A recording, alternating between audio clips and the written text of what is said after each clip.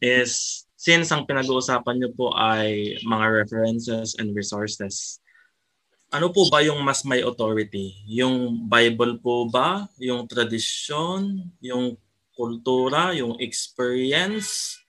Or external references po? Alin po dun yung pagkasunod-sunod po sa inyo? Brother Edgar, sagot.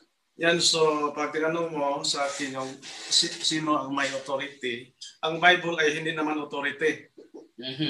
Dahil ang Bible ay gawa ito ng mga authority. So sino ba yung authority? Yung magisterium of the church. Yung buhay na magtuturo. Sino ba talaga? Yung Pope. At saka yung mga cardinals, yung mga obispo. So, basahin natin malinsando yung Matthew chapter 16 verse 19. Matthew chapter 16 verse 19. Ito po ang sinasabi sa 16:19 po ng Mateo. Ibibigay ko sa iyo ang kapangyarihan sa kaharian ng Diyos. Ano man ang ipagbawal mo sa lupa ay pagbabawal din sa langit.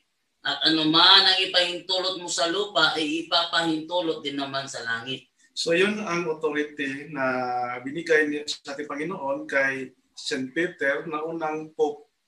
So alam natin na si St. Pedro ay apostolis, ay isang pangulo. So binigyan siya ng authority. At hindi lamang yung Pope ay binigyan niya at yung mga bishop kasama niya. Yung Mateo 18, versikulo 18, verse 18.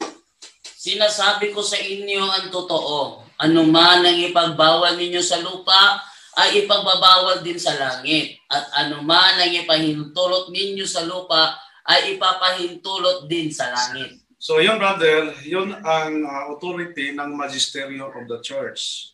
So alam natin na yung magisterium of the church ay yung sa Papa, yung buhay na teacher. Ito ang binigyan ng power sa Holy Spirit na kung ano ang kanilang ibigay sa atin, yun na ang binigay sa ating Panginoon galing sa langit. So alam natin na yung iglesia, yung kasama natin yung mga obispo. So yun ang haligi at suhay ng katotohanan, brother. Hindi ang Biblia. Basahin natin yung 1 Timoteo 3:15, brother. Kung sakaling maantala ako, alam mo na kung ano ang dapat ugaliin ng mga mananampalataya bilang pamilya ng Diyos. Yan. Tayo mga mananampalataya ang iglesia ng buhay na Diyos, ang haligi at saliga ng katotohanan. So, ang iglesia ng buhay na Diyos, ang haligi at suhay at saligan ng katotohanan. So, diyan sa iglesia, nandyan ang katotohanan ng lahat ng katotohanan, wala sa Biblia. So ang Biblia, produkto lang ito sa magisterium, sa mga authority sa ating simbahan Katoliko na itinatag ng ating Panginoong Jesucristo. Yan ang ating kasagutan. Bilang patunay niyang kapatid, nung isang babae na huli dahil nangangalo niya, si Kristo may sinulat sa lupa at hindi nga binabanggit sa Biblia kung ano yung sinulat ni Kristo, di ba? Hindi binanggit sa Biblia yun. Pero ang referensya, may record kung ano yung sinulat ni Kristo doon. Yan ang bilang patunay. Ito pa bilang patunay na hindi ang Biblia, hindi lahat inihahayag ng Biblia. 21:18 ni Juan, sabi dito, sinasabi ko sa iyo ang totoo, noong bata ka pa, ikaw mismo ang nagbibigay sa sarili mo at pumupunta ka kung saan mo gusto. May binanggit ba diyang lugar? Wala rin.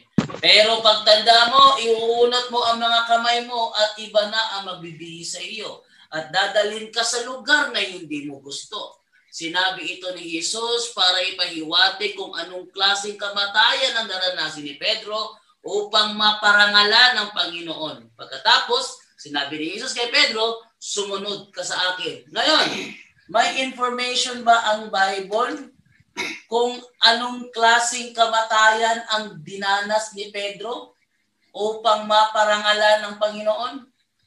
Hindi. Pero ang history, ang kasaysayan, ang arkeolohika, nagpapatunay kung sa paanong paraan Anong klaseng kamatayan ang dinanas ni Pedro?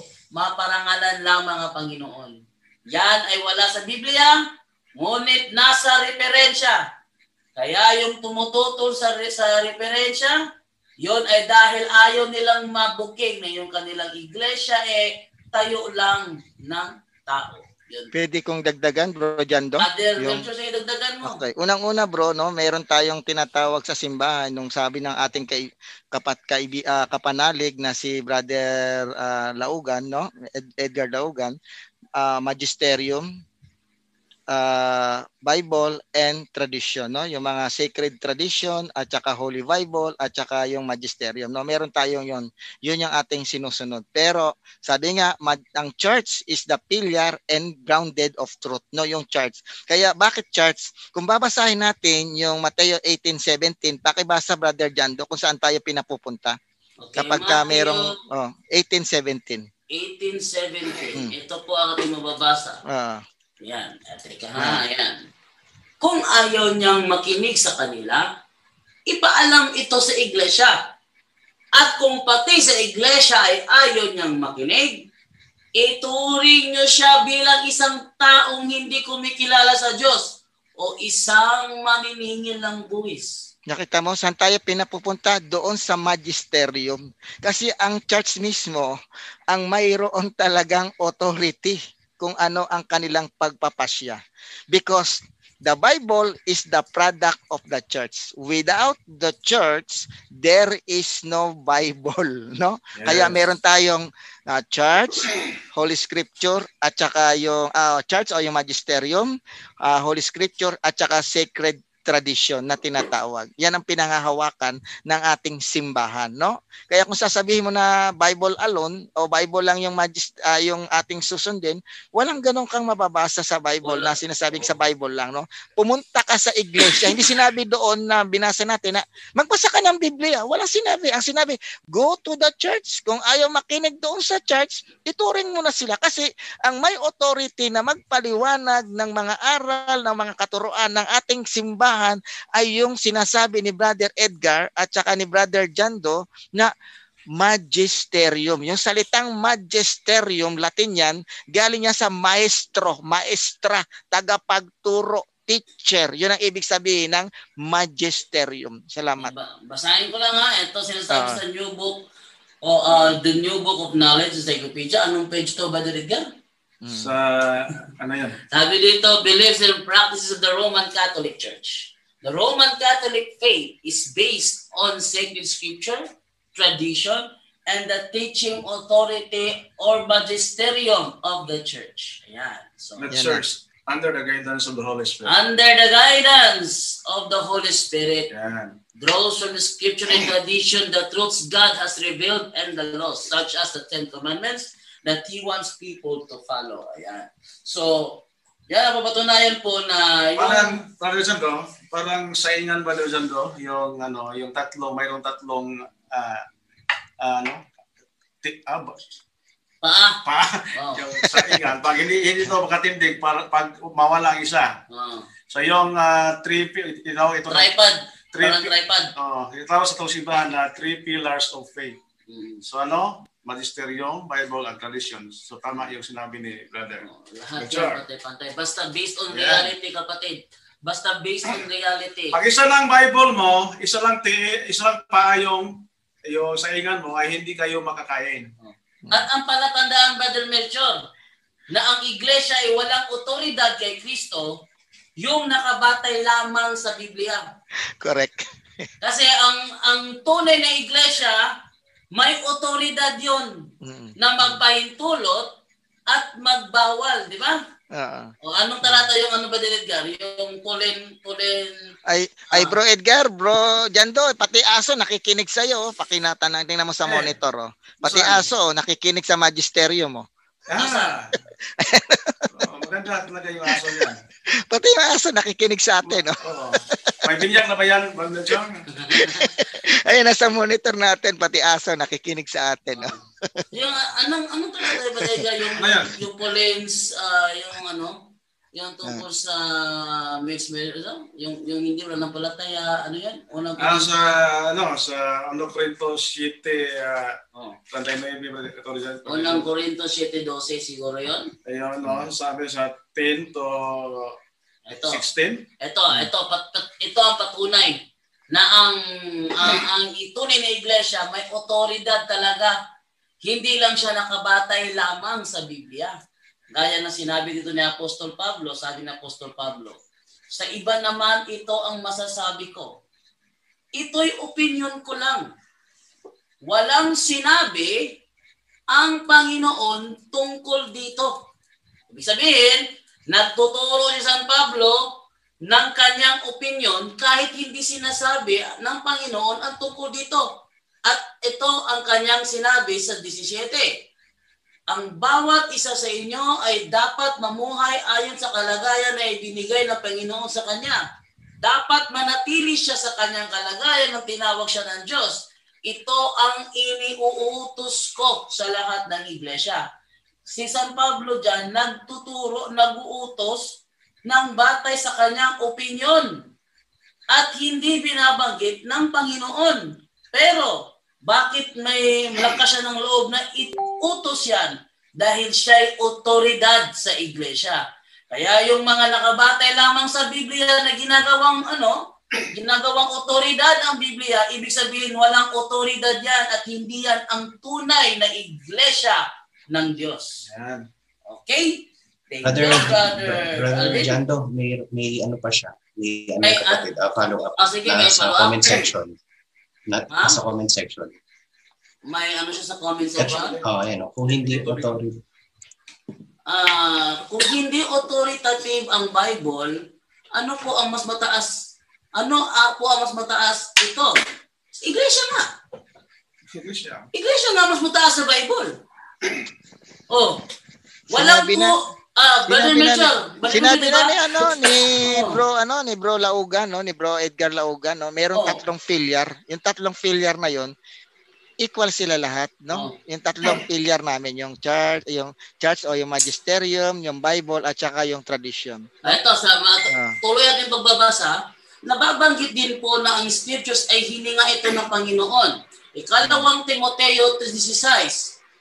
Second question po, infallible ba yung author o book, yung angat sa Bible compare po sa Biblia? Mas authorized yung nagsulat kaysa sinulat. Actually, Bro Jando, yung Bible sabi niya, breathed by God, di ba?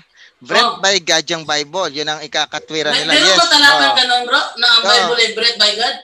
Nandun doon sa sa Timoteo 3:15 yun, 3:16. 1 Timoteo, basahin mo. Pero yung sumulat niyan, breathed by God, then inspired by God din. Tandaan ninyo, bago umakyat si Jesus sa langit, at bago siya lumisan, yung mga apostol at sa John chapter 20 verse 22, hiningahan niya rin yon. At hiningahan sila ni Jesus at sinabi, tanggapin ninyo ang Espiritu Santo. Sino ba tong mga apostol? Sila yung mga magtuturo, sila yung mga magister. Ang tawag doon, Numas Christos, no? Ibig sabihin, breath of Christ. Hiningahan din, yes. Meron bang turo sa Biblia na ang Biblia daw ang otoridad? Wala. Meron ba? Wala. Basahin natin yung sinasabi niyang ikalawang Timoteo 3:16 kung may sinabi ba doon na authority ang Biblia. Ito, sabi dito sa ikalawang Timoteo 3:16, lahat ng kasulatan na isinulat sa pamamagitan ng kapangyarihan ng Diyos at mapapakinabangan sa pagtuturo ng katotohanan, pagsasaway, pagtutuwid at sa pagsasanay sa matuwid at pamumuhay. Wala namang sinabi dito. Halimbawa, ganito. Tanungin kita doon sa sa 1:21-18. Sabi sa 1:21-18, babalik ko talatang to para maganda to kasi marami na akong tinanong tungkol dito.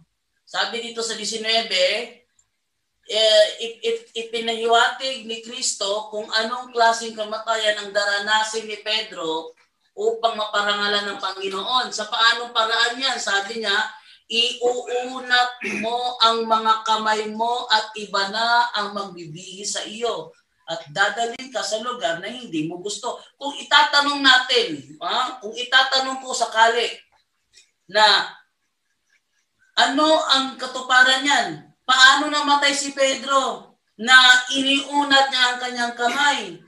Masasagot ba yan? Gamit lang ang Biblia. Kailangan tayo ng history, Brother Jando. Oo. Masasagot ba yung tanong na yan? Gamit lang ang Biblia? Bro Jando, no? Yung mga author ng Bible, no, yung mga author nito, inspired by God yan, no? Sabi nga doon sa 3:15, no, breathed or inspired by God itong Bible, but the author is also inspired by God dahil mismong si Kristo hiningahan, binigyan sila ng authority ni Kristo. No, yung mga apostol, basahin mo yung John chapter 20:22 at hiningahan sila ni Kristo. No, tanggapin ninyo ang Espiritu Santo. Ayan, sabi dito ni Kristo. Nagbigay siya sa mga apostol ng kapangyarihan. Kaya meron silang authority at maestrado sila. Sige, Brother Jando, basahin mo. Muling sinabi ni Jesus sa kanila, sumain niyo ang kapayapaan. Kung paanong sinugo ako ng Ama, kayo ay isinusugo ko rin. Pagkasabi niya nito, hiningahan niya sila at sinabi, tanggapin nyo ang banal na espiritu kung patatawarin nyo. Ito na yung otoridad. Kung patatawarin nyo ang kasalanan ng isang tao, pinatawad na siya ng Diyos. At kung hindi nyo patatawarin ang kanyang kasalanan, hindi rin siya pinatawad ng Diyos. Diyan ang authority. Higit pa sa Bible to, bro. Higit pa sa Bible yan. Nakalain mo, pag sinabi ng apostol, pinapatawad kita, automatic, pinatawad ng Diyos yan. Pag sinabi ng apostol, ayaw kitang patawarin, automatic rin. Hindi mapatawad yan. Hindi magkapagpatawad yung Bible. Ang Bible, hindi makapagpatawad ng Bible. Libro. Brother Jando. Yes. Ito no, may tanong ulit siya. Since inspired yung Biblia siguro, should I be saved by using Bible alone plus guidance of Holy Spirit? Ano lang? Ayun, nasa comment section. Ayun, Brother Jando. Since inspired, should I be saved by using Bible alone plus guidance of Holy Spirit? Hindi siya na-deceive. No, ako nasasagot. Hindi siya na-deceive. Mali lang yung kanyang interpretation doon sa talatang kanyang binasa, no? Sabi dito sabi sa comment, before and after Pentecost, wala naman pong other authorities like wala raw. Ito na nga pinapatunayan na nga ang mga apostol nakakapagpatawad ng kasalanan. Hindi magawa ng Biblia yan. Ngayon, sino nakakahigit doon? Yung nakakapagpatawad o yung hindi? O, di ba? So, okay lang po yun. Brother Alvin, walang problema po yun. Ito, mas maganda kasi yung tanong mo. At parang nabubuhayan tayo ng loob sa tanong ni Brother Alvin. Napakaganda. Yes, very informative, very hangang-hanga ako sa tanong, napakaganda at mailalabas natin talaga. Ito kasing si FD kasi Brother Melchor, kapag medyo maganda yung tanong, maganda rin yung binibigay na sagot. Amen. Pero medyo, yung tanong, medyo more challenging. Medyo mababa. Actually bro Jando, bro Edgar, no? Yung Bible alone, product yan ni Martin Luther. Yes. Product din yan ni John Wycliffe, product din yan ni John Huss, no? Diyan nag-umpisa yung mga yan. Hindi yan mismo sa mga apostol. Brother Melchor, yes. Alam niyo yung mga pastor na yan ay pugnit yung versikulo, one verse, ay marami talagang paliwanag. Hindi ito Bible alone. Dahil kung Bible alone kayo, yung nakasulat sa Biblia, lahat yung sasabihin mo. Wag mo na paliwanag. Wag na lang kayo magpaliwanag ng mataas pa, yung mahaba, yung ano. Parang ganito lang yun Parang ganito lang yun, di ba? Tatanungin ng isang mangangaral yung isang nagtuturo na sa Mateo 16 is ang ama ni Jose ay si Jacob. Sa Lucas naman, ang ama ni Jose ay si Eli. Sino ba talaga ang totoo dito? Hindi mo masasagot ng ngayang gamit lamang ang Biblia. Siyempre, pupunta ka niya sa tradition. Ano ang tradition nila? Bakit sinabi yung ganyan? Yan sa Revelation, yung pahayag 11:3, yung dalawang saksi. Sino yon? Yung pahayag. Pag Bible alone kayo, sino yon? Pahayag 11:3. Pasahin natin yung pahayag 11:3. Ito, pahayag, ito, maganda to. 11:3, sabi dito. Sa mga araw na yon, isusugo ko roon ng 2 saksi ko. Magsusuot sila ng damit na sako bilang pahiwatig sa mga tao na kailangan na nilang magsisi sa mga kasalanan nila. Ipapahayag nila ang mensahe ng Diyos sa loob ng 1,260 araw. Yan, tatanungin mo, sino ang 2 saksi na yan? May ano ba? May letra po letra sa ng Biblia? Sino ang 2 saksi? At ano po ang kahulugan ng 1,260? 260 days. Oh. So hindi yan pinipaliwanag ng Hindi ito mapaliwanag sa mga pastor yan. Mapaliwanag lang yan lang yung mga authority. Authority of the church. Bro, pwede ako magdagdag uli. Magdagdag. Yes, sige. Unang-una, pag sinabi lang Bible alone, mali din. Kasi meron silang pastor eh. Tuwing Sunday school, ang nagtuturo sa kanila hindi yung Bible, yung pastor. Di ba? Bakit meron pa tayong pastor? Bakit meron pa tayong mangangaral sa loob ng simbahan natin? Kung Bible alone lang tayo, dapat nagbabasa na lang tayo ng Bible kasi yan pala yung authority. Bakit gumagamit pa tayo ng pastor, gumagamit pa tayo ng mga minister para malaman natin kung ano yung sinasabi ng Biblia? Basa-basa na lang pala kung tayo Bible alone. Di ba? Basa na lang. Oo, so doon natin makikita na itong pinaniniwala ang Bible alone sablay. Bakit? Kasi kung Bible alone, lahat ng pastor nyo, tanggalin nyo na. Magbasa na lang kayo ng Bible sa bahay ninyo. Kasi Bible alone lang kayo. Ikaw lang kayo lahat? Oo, tanggalin na yan. Tanggalin na yan. Kuha ka lang ng Bible, sa loob ka na lang ng bahay. Tuturuan ka naman yan dahil Bible alone ka. Pero hindi. Nagtatanong ka sa pastor mo tuwing Sunday school, tuwing may Bible study tayo. Ang pastor nyo yung magister o yung maestro na nagtuturo sa inyo. Hindi rin kayo Bible alone. At saka take note, no? Sandali, bro. Isa na lang. Take note. Ang mga apostol nung nangangaral, walang Bible na ganitong bit sa kanilang kilik-kilik. Kung hindi mga oral tradition na sinasabi nila, no? Nando doon. Basahin niyo sa Thessalonians chapter 2 verse 15 at saka 2 Thessalonians chapter 3 verse 6. Sige, basahin natin, brother. Sa KJB. Ito po sa ano yan?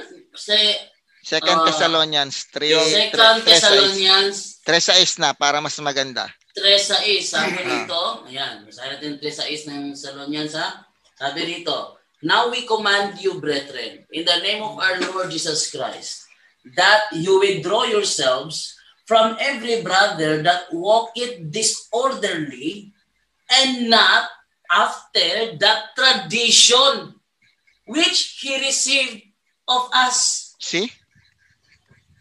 Nagtuturo ng tradisyon si Apostol Pablo. Atras mo sa 2:15 brother. 2:15. Ito, sa 2:15 naman. Ito. Therefore, brethren, stand fast and hold the traditions which ye have been taught, whether by word or our epistle. Yan. See? Yan. So, napakaganda Brother Romel Palma, saan nga talata yung Brother Romel? Yung si Felipe pinadala ng Holy Spirit kasi hindi naintindihan ng nagbabasa ang kanyang binabasa. Sa aksyon. Ano yung specific na talata? Sa aksyon Gawa chapter 8. Gawa 8. Felipe. 29 to 30. Sabi ni sabi dito, ayan. Basahin natin ha. Sinabi ng banal na espiritu kay Felipe, puntahan mo at makisabay ka sa kanyang karwahe. Ayan. Next, 30. Kaya tumakbo si Felipe at inabutan niya ang karwahe. Narinig niyang nagbabasa. Ito, Brother Melchor, halimbawa na ito. Narinig niyang nagbabasa ang opisyal ng aklat ni Propeta Isaiah. Nagbabasa ng Bible to. Ayan. Tinanong siya ni Felipe kung nauunawaan niya ang kanyang binabasa. Sumagot ang opisyal, hindi nga eh. Paano ko mauunawaan kung wala namang magpapaliwanag sa akin? Ayan. So, meron kailangan na lang ang tagapagpaliwanag. Nagbabasa na to. Pero hindi yan nauunawaan. Kaya kailangan niya ng magpapaliwanag. Yung magpapaliwanag ba, Biblia o yun ang authority? Yun ang authority ang magpapaliwanag. Hindi na Biblia. Kasi yung Biblia, binasa na Hindi lang naintindihan. Para maintindihan ng Biblia, ipapaliwanag ng authority. Yan ang sinabi ni Jesus Christ, brother, sa Lucas 24. Lucas 24, 44 to 45. 44 to 45. Ito, sabi dito, pagkatapos, sinabi niya sa kanila, sinabi ko na sa inyo nung magkasama pa tayo na kailangang matupad ang lahat ng nasusulat tungkol sa akin. Sa kautusan ni Moises, sa mga isinulat ng mga propeta, at sa mga salmo. At binuksan ni Jesus ang isip nila upang maunawaan nila ang kasulatan. Ay, hindi pala maunawaan talaga kung Bible alone yan. Maliwanag yan. Okay na, next question na. To make his message known is our responsibility. So here we are to pledge our lives to the